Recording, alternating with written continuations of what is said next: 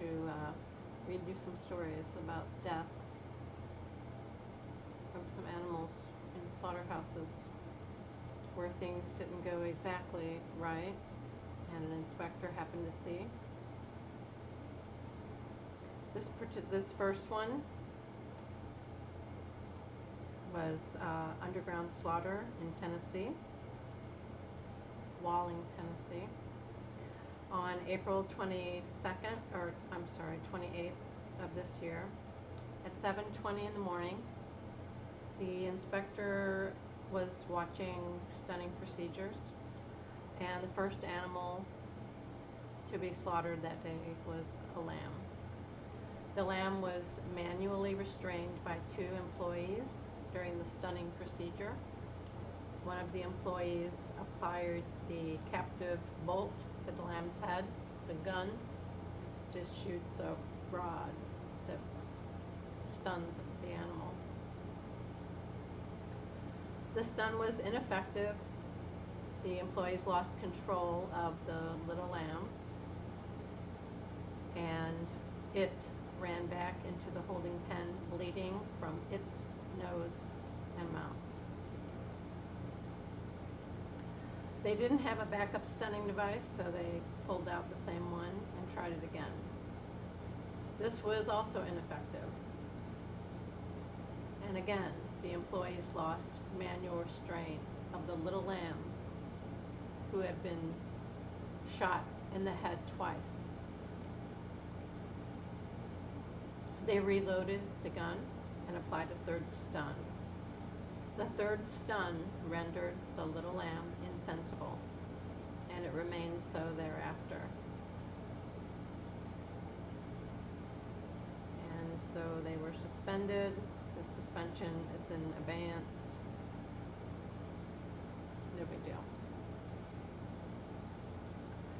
Our next adorable animal story happened in Petaluma, California at the Bay Area Ranchers Cooperative Incorporated. On April 29th of this year, the inspector observed the establishment's failure to conduct slaughter of livestock in accordance with regulatory requirements. At 12:20 p.m., after loading a beef cow into the restrainer box, the stunner operator used a handheld captive bolt gun to administer the initial stun. The beef cow collapsed, and the stunner operator opened the restrainer box door to roll the animal out, but its head remained in the corner of the restrainer box. The stunner operator loaded the captive backup bolt gun to apply a 2nd stun.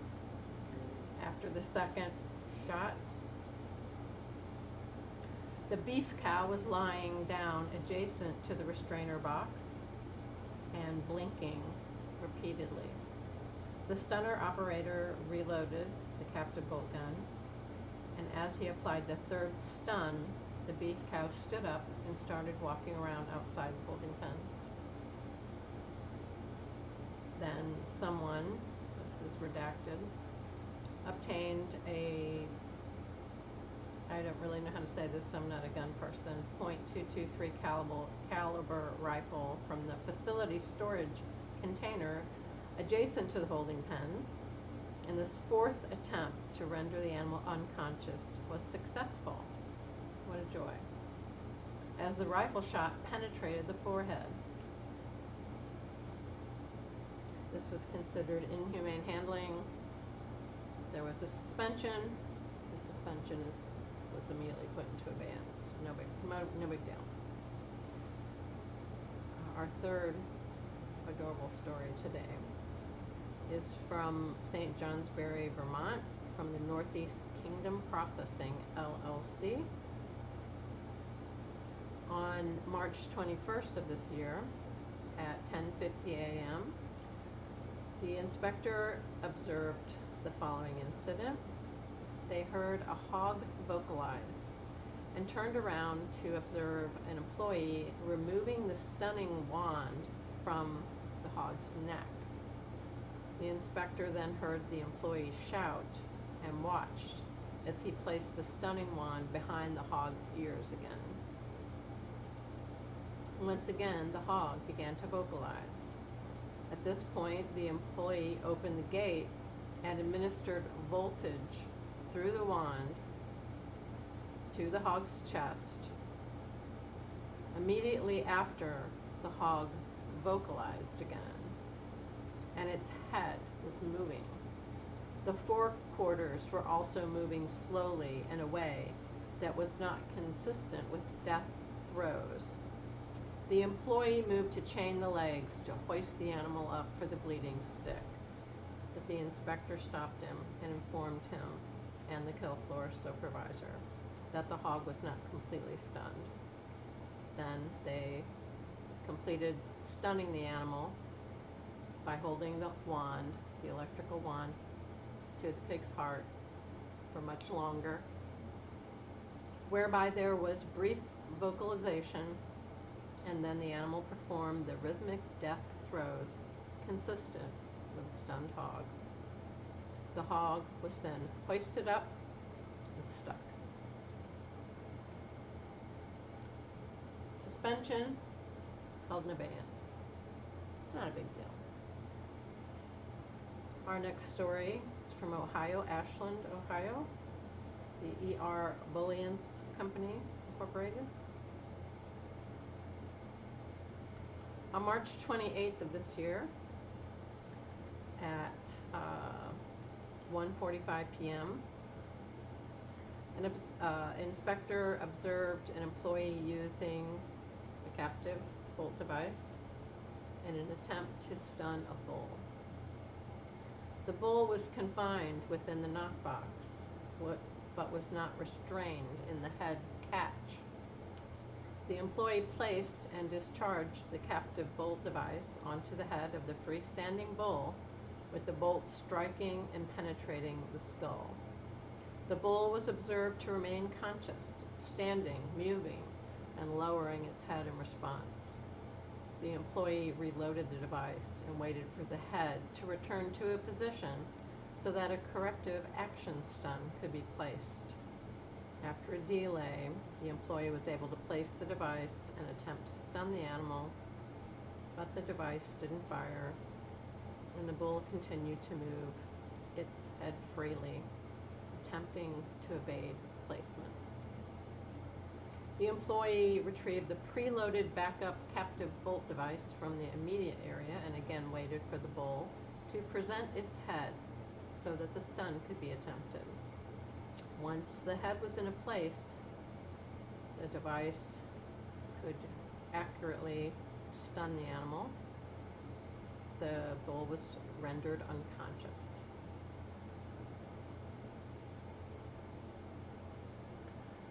Suspension, held in abeyance.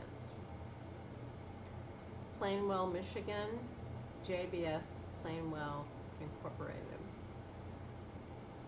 March 29th of this year at 9:55 a.m. This was not the CSI inspector, but the supervisory public health veterinarian. The veterinarians don't do what you might think they would do in a slaughterhouse. Neither do inspectors.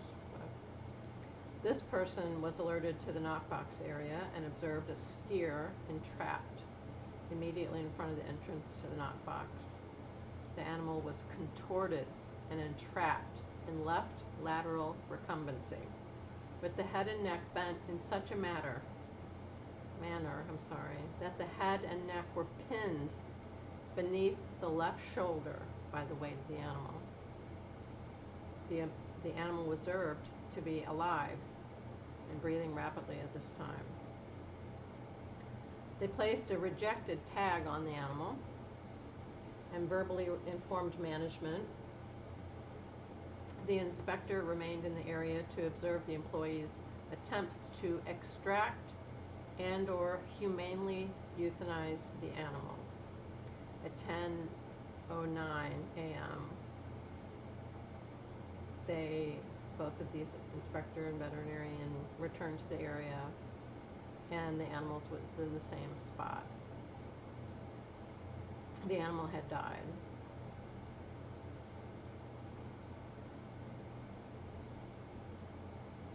A chain was placed around the limbs of the deceased animal.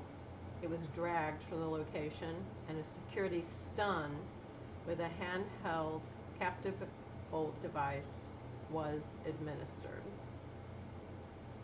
This is after the inspector and the veterinarian confirmed the animal was dead.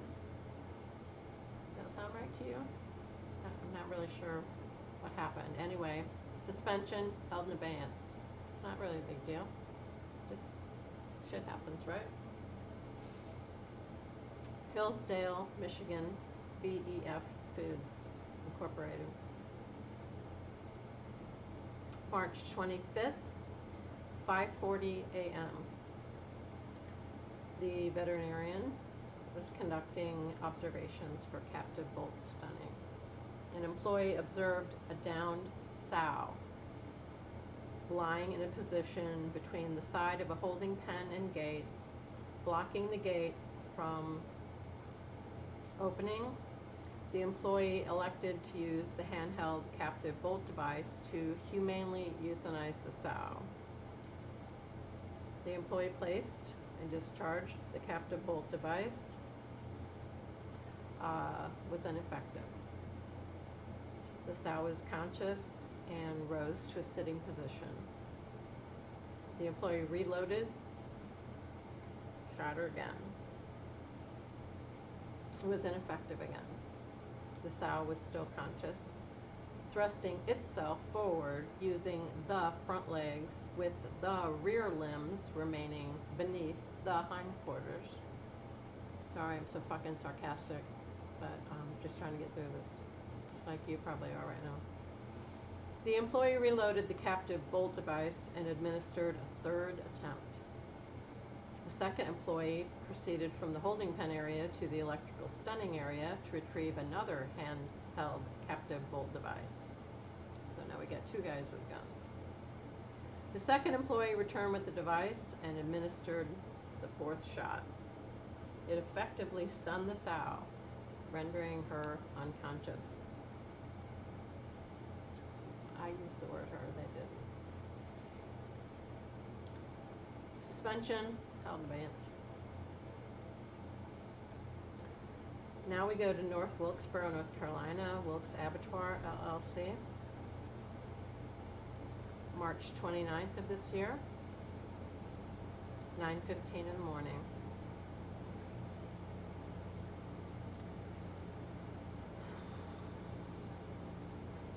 The veterinary medical specialist observed a beef steer loaded into the knockbox and secured in the head catch device. The steer was agitated and trying to move in the knockbox. The employee attempted to stun the steer with a .25 caliber handheld captive bolt stunning device. After the first attempt, the steer vocalized, was still standing, moving his head. The employee reloaded the same device, shot again. The steer was unconscious. After the head had been removed, IPP observed that there were 2 holes in the steer's skull. This is what they do when they see stuff like this. They take the animal apart and observe where the stunning shots hit and why the stun didn't go correctly. And it's usually some kind of problem with the device. Anyway,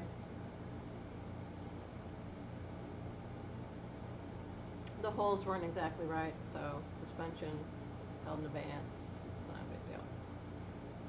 Aberdeen, Maryland, Bowman's Butcher Shop. April 1st of this year, 10 a.m. IPP identified a humane handling non-compliance in which there was an ineffective stun without a corrective action, and a cut was made to a conscious animal. Employees moved a large, agitated beef cow into the knockbox, and an employee attempted to stun the cow with the .22 LR rifle. After the first attempt, the animal dropped, appeared to be stunned. They released the gate to allow the animal to drop to the kill floor, and the animal stood up, tried to stand up. Expecting the establishment to take a second shot with the rifle, IPP stepped off the kill floor. After not hearing a second shot, IPP re-entered the kill floor and observed that the cow had been shackled, hoisted, and stuck for bleeding, but was not stunned. Improperly stunned, conscious.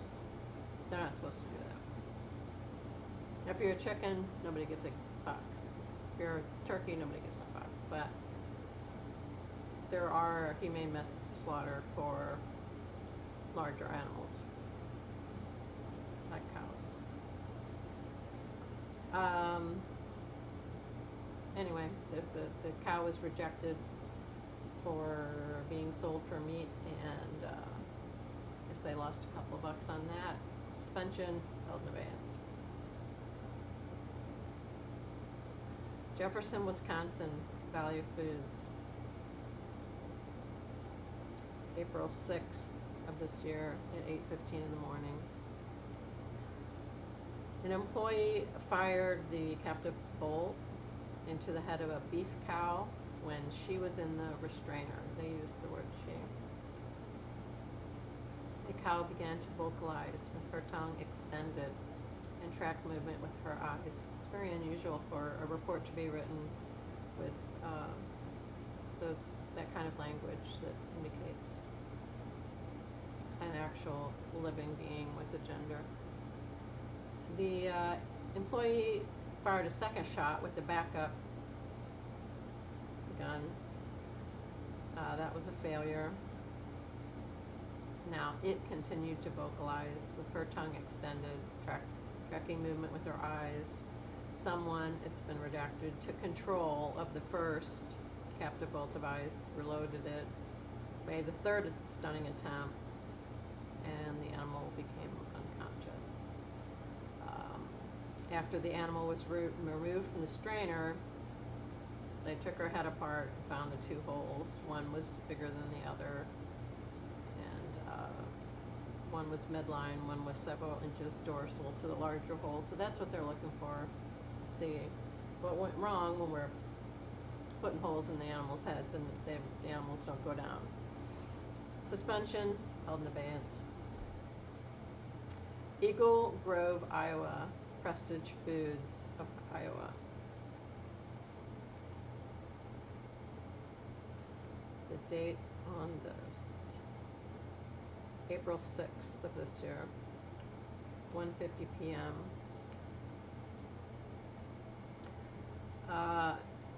An inspector was doing an antemortem inspection task when they saw some non-compliance.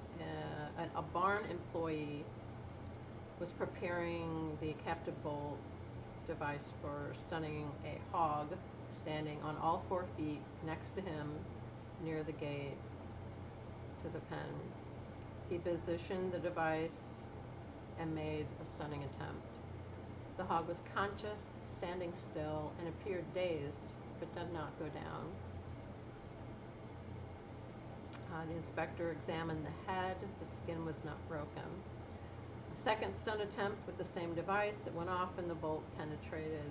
The hog dropped to its stifles and hocks and was conscious and began to move away from the employee. The hog could not walk and was crawling and dragging itself on its hocks and stifles and maneuvered itself from the front alley gate of pen 230 to the entry of the non-ambulatory pen. She was going to the down pen, which was 90 feet away. They called for someone, it's redacted, who was nearby. That person took the device, reloaded it, and did a third stun, making the animal unconscious. Suspension, held in abeyance. Elroy, Wisconsin. integrity meets. April 6th, 8:20 in the morning. 2 shots were fired from a rifle. The firearm that was being used was a .22 long rifle, using .22 long rifle ammunition. The inspector entered the stunning area and observed a black Angus cow conscious and standing in the restrainer with blood coming out of her nose. She was not vocalizing. A .22 Magnum rifle was brought in. The inspector moved to a safe space, and a 3rd shot was fired at the cow. The cow was now unconscious. Three holes, examining her head, they found 3 holes in her head. Suspension in abeyance. It's not a big deal. Orland, California, Olson Meat Plant. God, can anybody get through this with me? Is anybody still with me after all this? April 6th, 8:21 a.m. The vet went to evaluate a non-ambulatory disabled market hog in the suspect pen. When you're down, you're a suspect, I guess. The hog was lying in right lateral recumbency, looking around and aware of its surroundings. The vet informed someone, it's redacted, that the hog is unable to stand up on its own, would not be able to walk into the CO2 stunning unit for slaughter.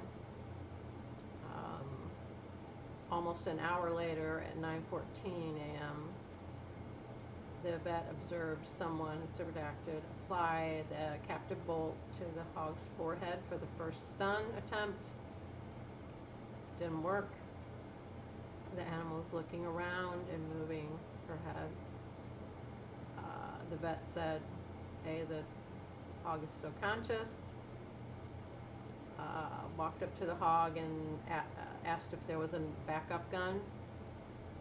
The employee said he wasn't sure, and did some test firing over the concrete barrier between the suspect pen, where the downed animals were, and the alleyway to the CO2 chamber, where they stunned the animals. And a few minutes later, they applied the captive bolt to the animal's forehead again. Didn't work. Again. And so the vet said, the hog is still conscious. Do you have anything else to use for stunning? Do you test your weapons before using them? He walked back to the side entrance to look for an alternate device, could not find one. When he walked back to the suspect pen, they didn't write this correctly, because it sounds like the vet was doing this and the vet's doing this. So the employee let the vet know that he would be switching out with another employee. So this other employee went to the slaughter floor to get another employee, and at 9:25, the other employee came in and stunned the hog effectively with the captive bolt gun. They said this was egregious because from the time they started shooting her in the head till the time she was unconscious was 11 minutes. And she was a downed animal this entire time as well. Suspension in abeyance. We're almost done now. I think I have 2 more that I'm going to read to you tonight. Wright City, Missouri, the Wright City Meat. April 14th of this year, 9:30 in the morning. The owner of this establishment was using a Smith & Wesson .357 Magnum pistol to shoot a live .38 special round for stunning purposes. The inspector heard the first shot fired, followed by a second shot. Then there was a delay and a third shot, after which the cow was unconscious. In between shots, the inspector saw the cow staying on all legs, moving around the pen, expressed vocalization, suspension in advance. And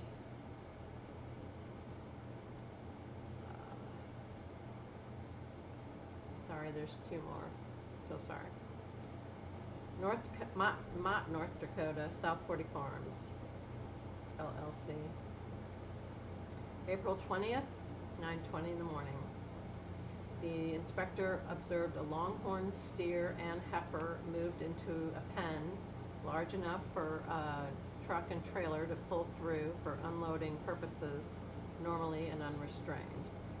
The inspector left the area per firearm safety protocols, heard the firearm discharged, returned to inspect the animal from 30 feet away, and saw the plant employee again aiming the .22 caliber firearm as both the heifer and the steer were still on their feet. The animals did not vocalize. Sorry about that. Someone, it's redacted, who stepped back to safety and then again heard the firearm.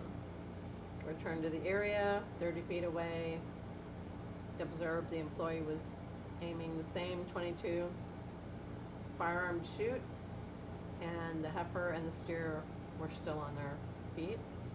They're still not vocalizing. IPP went back to a safe area, and these two animals were shot for the third time. The steer was observed on the ground on its side with all four limbs rigidly extended. The heifer was still standing and observed excitedly moving around the pen. They moved her to an adjacent pen.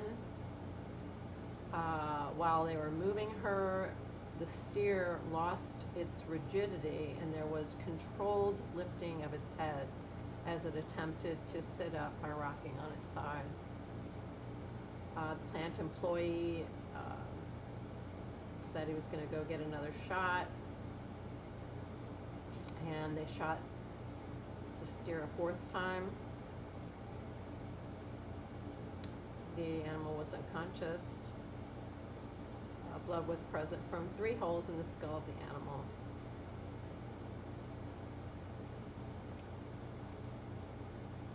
Suspension of bands. Alright, this is our last horrible story of the night. Endeavor, Wisconsin, Andy's Meats. This happened on April 21st of this year at 10:30 in the morning. The fourth steer of the day was placed in the stunning area. It was smaller than the typical steer. It would not place its head into the animal restraint. The manager decided to attempt to stun the animal with its head free. So it's in the box, but the head is not in that squeezed position. He attempted to stun the steer with the captive bolt. The animal fell to the floor, but was lying with its head and neck up and blinking its eyes. When another inspector entered the room, the animal tracked his movement with his eyes. They observed blood on the animal's forehead. The manager of the facility reached through the bars of the stunning area to apply a second attempt to stun the steer with the same captive bolt device, after which the animal was still lying with its head up and tracking with its eyes. At that time, another establishment employee noted that the animal was still conscious. And then the manager applied a third attempt, another shot, third shot.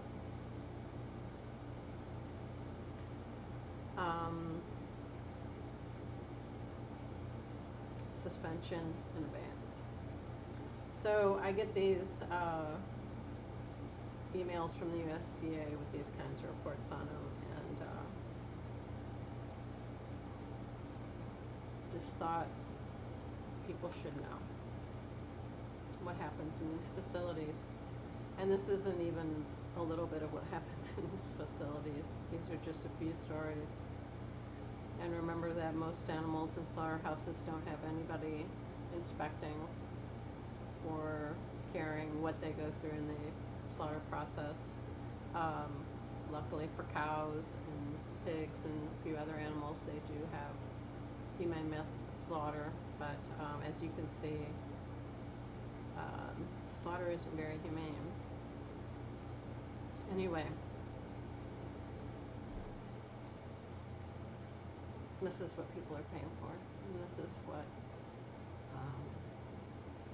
I don't think we should pay for. I think we should stop. We think we should boycott, and we should make it end. If you hung in with me this long, thank you.